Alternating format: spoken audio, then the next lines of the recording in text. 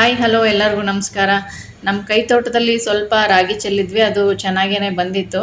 ನನ್ನ ಮಗ ಕಾಚಕ್ಕಿ ಎಲ್ಲ ಕಿತ್ಕೊಂಡು ಬಂದಿದ್ದಾನೆ. ಕಾಚಕ್ಕಿ ಅಂದರೆ ಈ ಥರ, ಅಂದರೆ ರಾಗಿ ಇನ್ನೂ ಆಗಿರೋದಿಲ್ಲ, ಗ್ರೀನ್ ಕಲರ್ ಇರುತ್ತಲ್ಲ, ಆವಾಗ ಕಿತ್ಕೊಂಡು ಅದರಲ್ಲಿ ಒಂದು ಸ್ನ್ಯಾಕ್ಸ್ ಮಾಡ್ಕೋಬೋದು. ತುಂಬ ಹೆಲ್ತಿಯಾಗಿರುತ್ತೆ, ಮಕ್ಕಳಿಗಂತೂ ತುಂಬಾ ಇಷ್ಟಪಟ್ಟು ತಿಂತಾರೆ. ನಾನು ಇರು ಒಂದು ನಿಮಿಷ ವೀಡಿಯೋ ಮಾಡ್ಕೋತೀನಿ, ಕಟ್ ಮಾಡ್ಕೊಳ್ಳೋದು ಅನ್ನೋಷ್ಟೊತ್ತಿಗೆ ಅವನು ಒಳಗೆ ಬರೋ ತನಕ ಕಟ್ ಮಾಡ್ಕೊಂಡು ತಂದುಬಿಟ್ಟಿದ್ದ. ತಂದ್ಬಿಟ್ಟು ಇವಾಗ ಅದನ್ನು ಸ್ಟವ್ ಹಚ್ಬಿಟ್ಟು ಅವನು ಮತ್ತು ಅವರ ಅಪ್ಪ ಇಬ್ಬರೂ ಸುಡ್ತಾ ಇದ್ದಾರೆ. ಇದನ್ನು ನೀಟಾಗಿ ನಾವು ಸುಟ್ಕೋಬೇಕು.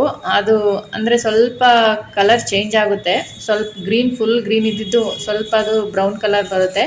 ಅಲ್ಲಿ ತನಕ ನಾವು ಅದನ್ನು ತಿರುಗಿಸಿ ಸುಟ್ಕೊಳ್ಬೇಕು. ಸುಟ್ಕೊಂಡಾದ್ಮೇಲೆ ಈ ರೀತಿ ಒಂದು ಮೊರದಲ್ಲೋ ಅಥವಾ ಒಂದು ತಟ್ಟೆಲ್ಲೋ ಪ್ಲೇಟಲ್ಲೋ ಇಟ್ಕೊಂಡ್ಬಿಟ್ಟು ಈ ಥರ ಉಜ್ಜಿದಾಗ, ಅದು ಬಿಸಿ ಇದ್ದಾಗಲೇ ಉಜ್ಜಿಬಿಡ್ಬೇಕು. ಉಜ್ಜಿದಾಗ ಏನಾಗುತ್ತೆ, ಎಲ್ಲ ಉದುರೋಗುತ್ತೆ. ಅವನು ಉಜ್ತಾ ಇದ್ದಾನೆ, ನಾನು ಉಜ್ತೀನಿ ಅಂತ. ಈ ಥರ ಒಂದು ಹೆಲ್ತಿ ಸ್ನ್ಯಾಕ್ಸ್ನ ಹಳ್ಳಿ ವಾತಾವರಣದಲ್ಲಿ ಬೆಳೆಯುವಂಥ ಮಕ್ಕಳು ಸಾಮಾನ್ಯವಾಗಿ ತಿಂತಾನೆ ಇರ್ತಾರೆ.